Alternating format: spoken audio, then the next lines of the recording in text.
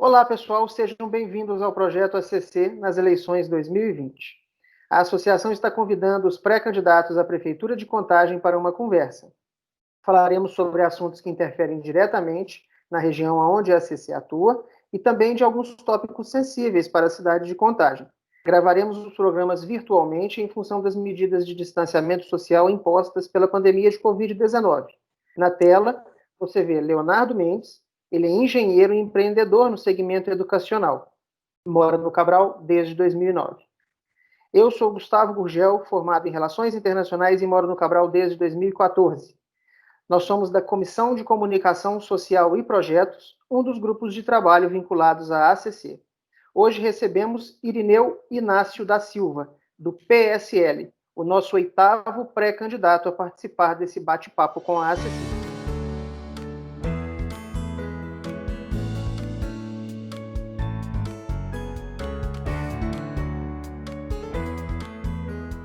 Irineu Inácio da Silva, mais conhecido como Professor Irineu, tem 62 anos, é casado e natural da cidade de Vermelho Novo, na zona da Mata Mineira. Ele é pós-graduado em matemática, atuou como professor, diretor escolar e em cargos administrativos da Fundação de Ensino de Contagem, a FUNEC.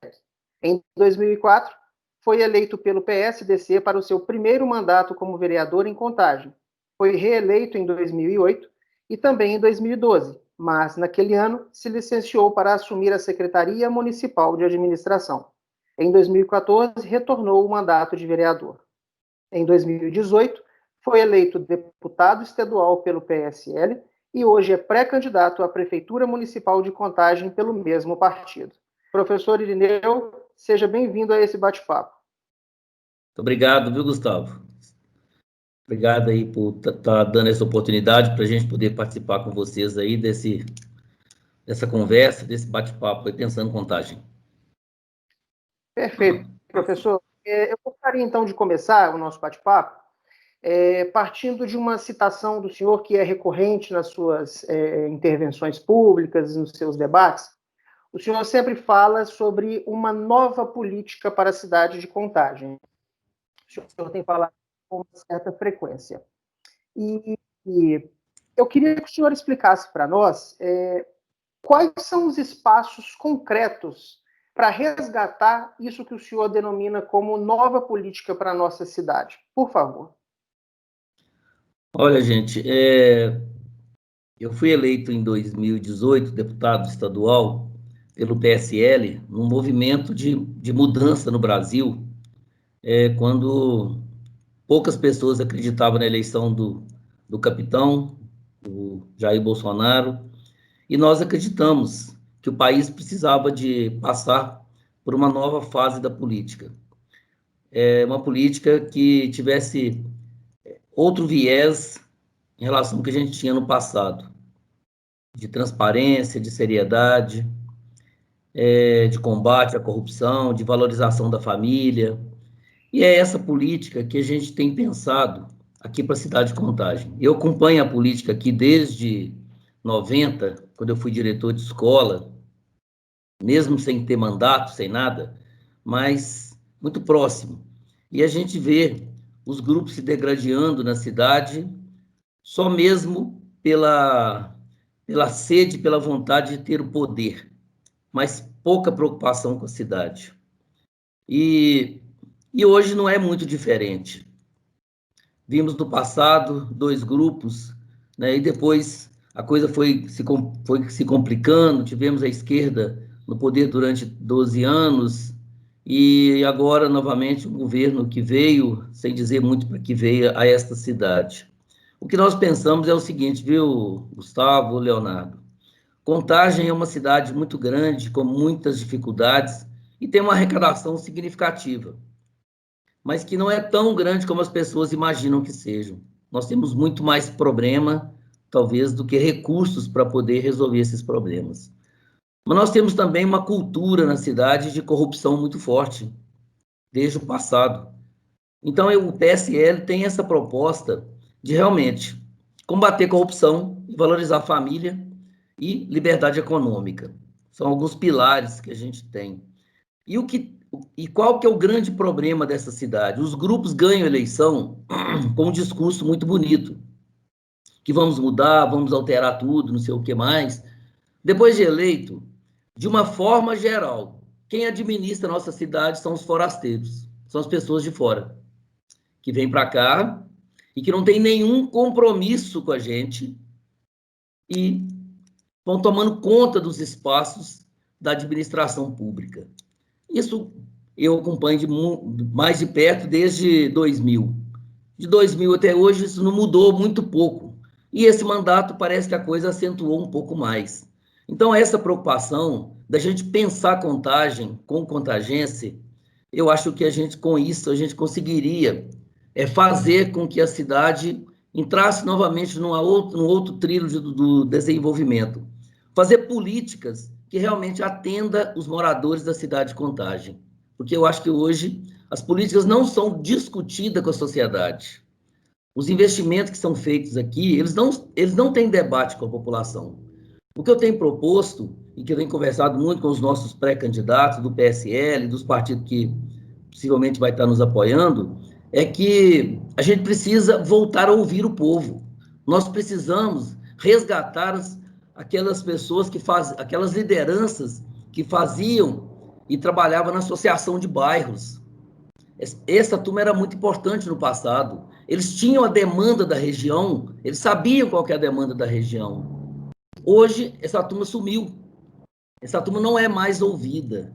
Então, o que nós queremos realmente, quando eu falo de uma nova política, é que a população seja incluída nesse debate através dos seus representantes, através das suas lideranças, que sejam elas de associação, que sejam elas religiosas, que sejam elas que cuidam do seu bairro, que tem alguma influência, que sejam elas políticas, mas que elas sejam incluídas nesse debate, sabe? Que o prefeito tenha condição de vez em quando, estar visitando uma regional, ouvindo as demandas dessa população. Então, eu acredito muito nisso.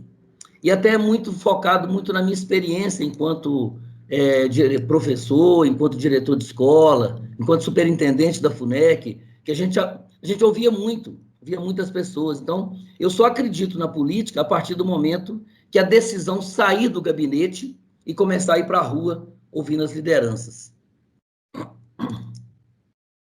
Professor, é isso que eu queria explorar um pouco mais com o senhor. A questão da regional. O senhor tocou aí na hipótese do chefe do Poder Executivo visitar as regionais, escutar as comunidades locais. E eu queria explorar um pouco isso. Na Regional Ressaca, nós temos uma percepção de que a nossa regional ela não tem protagonismo nas decisões aí do Poder Executivo Municipal. A gente consegue perceber algumas discrepâncias, né, de apoio da administração central, em detrimento de outras regiões que a gente sabe que tem mais recurso ou recebem mais atenção. E somos capazes, inclusive, de trazer isso um pouco para a nossa área, onde a associação atua, né? A partir da experiência que o senhor teve como secretário de administração, o senhor concorda que a nossa regional ela é hoje relativamente desassistida? E se sim, o que fazer para colocar ela na pauta de protagonismo da decisão do município, das decisões do Poder Executivo Municipal? Olha, eu concordo plenamente com você, viu, Gustavo? E acho que não é só a regional Ressaca, não, tem outras regionais também. Mas como nós estamos falando da Ressaca, então vamos pensar lá talvez, talvez não, a maior regional da cidade, né, que é a Ressaca e junto com o Nacional. O discurso político é muito bonito. Ressaca também é Contagem, né? Mas nunca se fez nada para realmente integrar a região da Ressaca com Contagem. Nós passamos aí 4 anos sem nenhuma preocupação com a regional. Vimos aí uma escola de tempo integral sendo lançada 3 anos atrás e concluída pela metade no início desse ano, né? E agora, no final, lançando uma UPA no bairro Nacional, que não vai nem começar. São questões muito políticas. Então, o que eu penso e o que nós fizemos, o nosso grupo político, na sua grande maioria, ele está na região da Ressaca. O pessoal que está disputando a eleição com a gente, tanto no Progressista quanto no PSL. Um grande número de pré-candidatos a vereadores aí da região, sabe? Então, eu imagino que a Ressaca tem inúmeras demandas. Mas quem tem que definir verdadeiramente as demandas da Ressaca é a população da Ressaca. Nós, políticos, e se eu, porventura, né, der certo a nossa caminhada e chegar lá na prefeitura, ano que vem, que é o que nós esperamos, a proposta é exatamente essa. É ouvir a Ressaca, ouvir as pessoas que compõem a região da Ressaca. Não adianta eu querer sair daqui e chegar lá e falar assim, vamos recapear João Gomes. Talvez não é essa a grande demanda da Ressaca, sabe? Eu vejo muitas grandes avenidas, todas sendo feitas várias vezes. Troca o asfalto, tira o asfalto, põe asfalto, quebra canteiro, faz canteiro. Então, será que é essa verdadeiramente a demanda da região da Ressaca? Sabe? Uma região tão grande, tão grande. Então, eu tenho discutido muito com os pré-candidatos a vereadores da região, e é claro que eles trazem uma série de dificuldades. Por exemplo, na área da saúde, todo mundo entende que a Ressaca deveria ter já hoje uma estrutura de saúde que pudesse atender a região, né? É muito grande a região, você não tem nada. Se você pegar a região da Ressaca sozinha, ela é maior do que 800 cidades de Minas Gerais. Então, a gente precisa pensar que ali você tem que ter uma estrutura mais própria da região da Ressaca para evitar, inclusive, talvez os transtornos para as pessoas e a dificuldade de ser atendido em outros locais. E hoje, o que, é que a gente pensa, o que, é que a gente pensa da Ressaca? O pessoal não tem o pertencimento de Contagem, eles passam a ter pertencimento de Belo Horizonte. Então, nós temos que buscar novamente criar esse pertencimento, criar essa identidade da Ressaca com Contagem, sabe? Aí quando fala da Ressaca, as pessoas, é o Ceasa.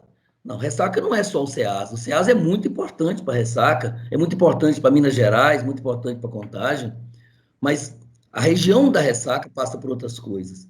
E a outra questão que eles têm me trazido muito é a questão dos investimentos, na questão do saneamento básico, ainda jogando muito esgoto, ainda nos canais, a questão do investimento nas vilas e favelas, que muitas coisas abandonadas, sabe? O investimento da criança, que a gente tem muito pouco na região. Então, assim, eu acredito que se a gente tiver a capacidade de ouvir e de conversar com as pessoas da região, talvez nós faremos muita coisa com pouca coisa, porque a população nunca pede muito. A população pede sempre aquilo que é o mais importante para ela e o mais necessário. O povo aprendeu até nisso. Léo, já passo a palavra para você, meu caro. Professor Iné, é um prazer estar aqui com o senhor. Muito obrigado por participar. O tema que eu queria discorrer com o senhor é sobre a educação. Iniciando na educação infantil, que eu vejo que o senhor tem o senhor tem falado muito sobre isso. Eu gostaria de entender do senhor qual que é a importância, né, da educação para a criança, né, na questão da educação infantil, e para os pais também. Leonardo, alegria falar com você, né? Mais que você também é da área da educação, né? Na área que empreende nessa área, muito importante, né? Ter pessoas que acreditam na educação. Nós temos que sair daquele discurso que só vai mudar o Brasil pela educação, né? Nós temos que ser o discurso que realmente faça alguma coisa para mudar a cidade, né? Esquecer que vai mudar o Brasil, né? Nós temos que mudar primeiro a cidade.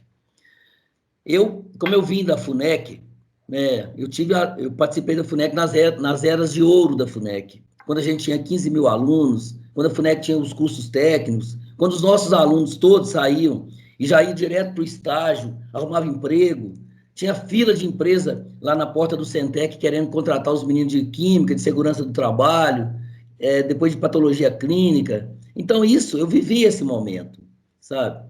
E às vezes as pessoas me perguntam muito, eu vou chegar na sua pergunta, tá? Às vezes as pessoas me perguntam muito sobre, mas você não acha que tem que abrir uma faculdade pública municipal? Eu falei, gente, nós estamos conseguindo cuidar dele das nossas crianças, para que nós vamos pensar numa coisa que nem é obrigação do município? Vamos pensar nas crianças.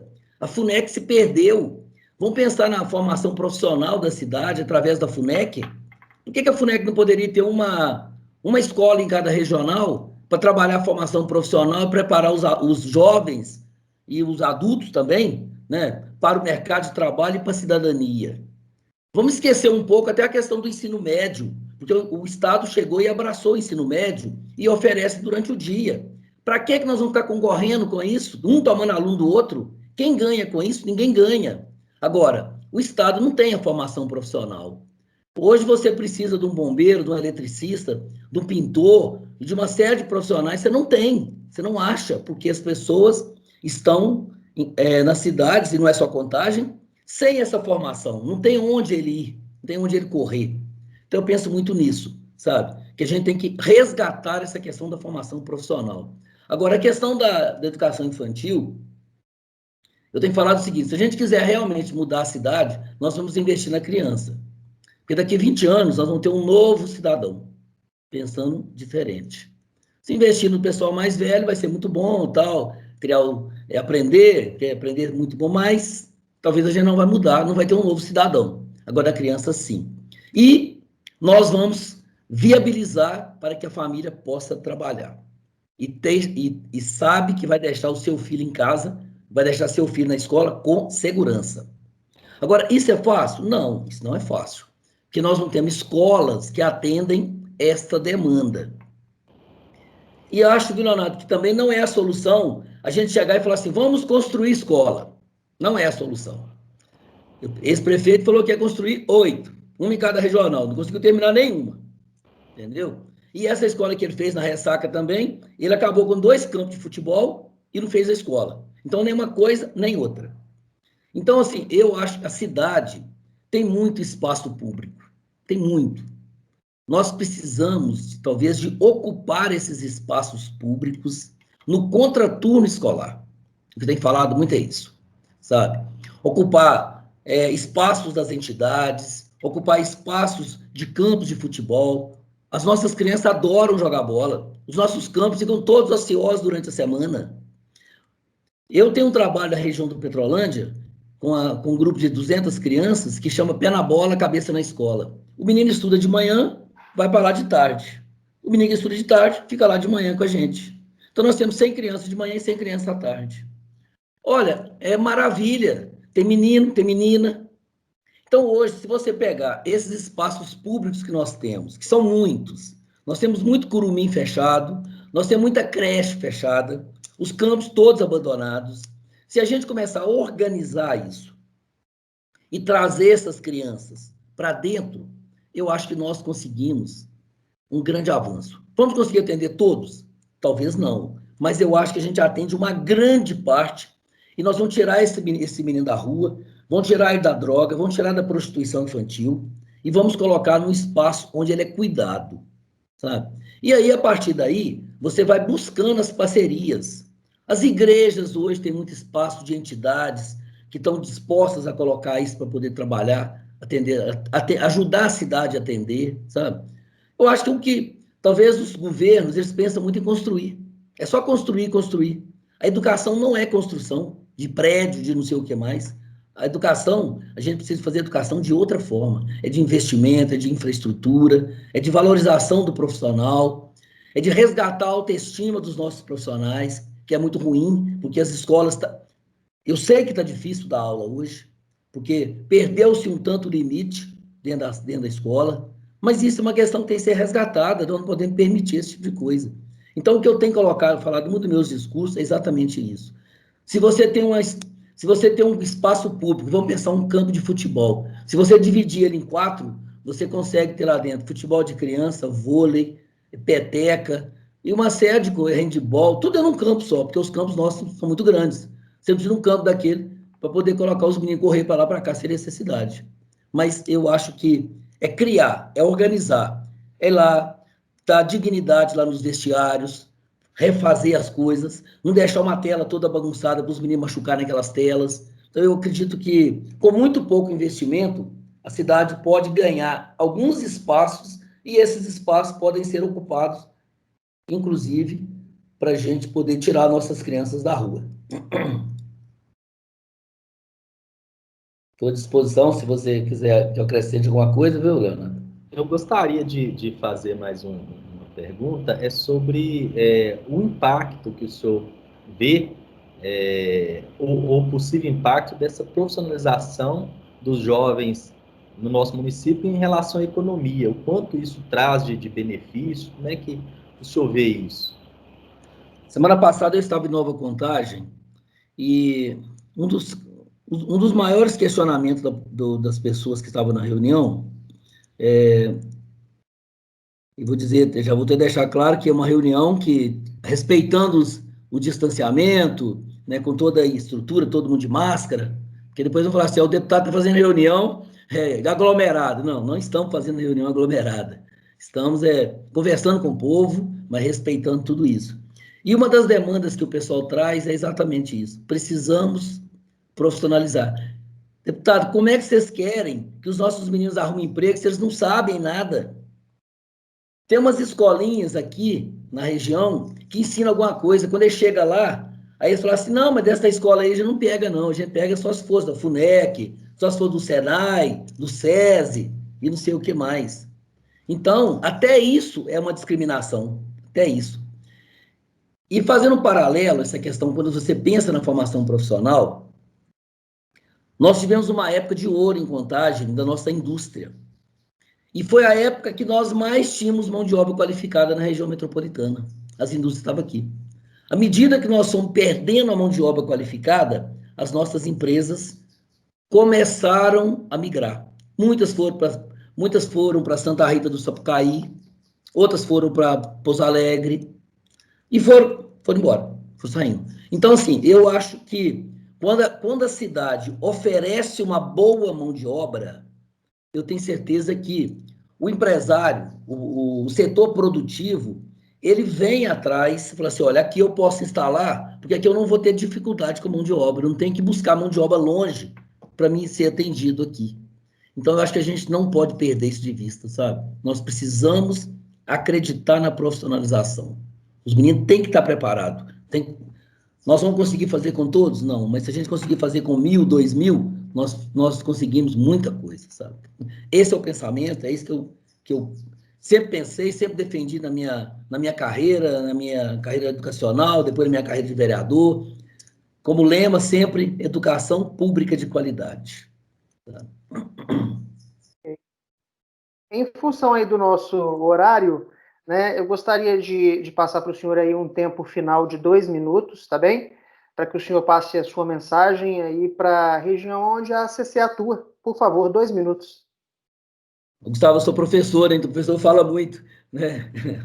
Eu queria dizer para a população aí da região vamos dizer, da Ressaca, do Cabral, né, do Nacional, onde eu tenho andado muito, que nós precisamos voltar a acreditar na política. Nós precisamos resgatar a esperança do povo de Contagem. O povo perdeu a esperança. Perdeu a esperança nos políticos e não na política. É através da política que nós vamos consertar a nossa cidade. Que a população realmente faça uma boa reflexão nesse ano, que não aventure novamente nas pessoas que levam um discurso muito bonito, que levam uma embalagem muito bonita, mas que não tem nenhuma experiência, porque nós podemos patinar novamente. Já patinamos 2 vezes, podemos patinar novamente. Então, que a gente possa criar a identidade, resgatar a nossa esperança e vamos cuidar de Contagem com o povo de Contagem. O nosso povo sabe o que nós precisamos. O povo de fora não tem compromisso com a gente. Estamos juntos nessa caminhada. Ok, professor Irineu, muito obrigado, então, pela sua disponibilidade em conversar com a ACC. Pessoal, hoje recebemos Irineu Inácio da Silva.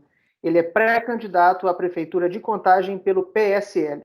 Ele foi o nosso 8º convidado para esse bate-papo com a ACC.